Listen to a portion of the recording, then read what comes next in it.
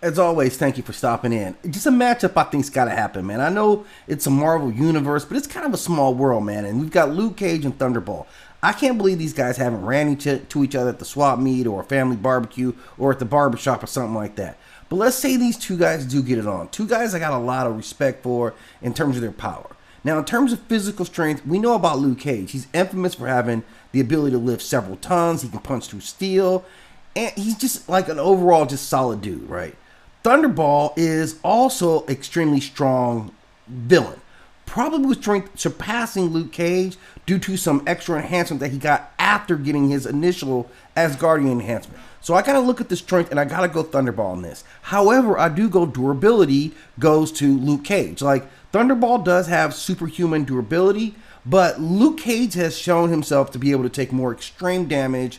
He has a high tolerance for pain, and he survived some direct attacks that I don't think Thunderball can handle. Now, in terms of combat skills, I'm ranking them, a little bit of advantage to Luke Cage. I think he's had more training, especially after his time with Iron Fist, and then later his time with the Avengers. Thunderball's old school. He's going to rely on just like his raw power and, just going after, like having that incredible strength. Now, in terms of weaponry, there is a difference between these two.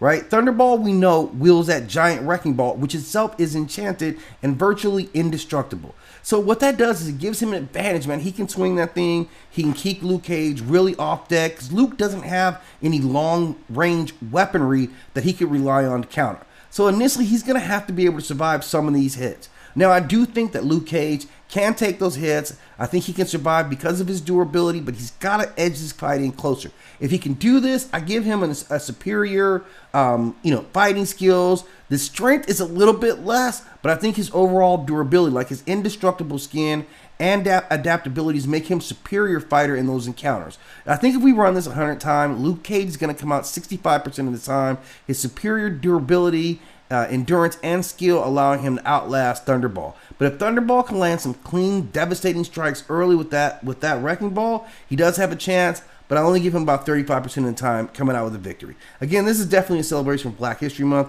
Let me know if you have any comments on either one of these guys. But as always, hit that like and subscribe.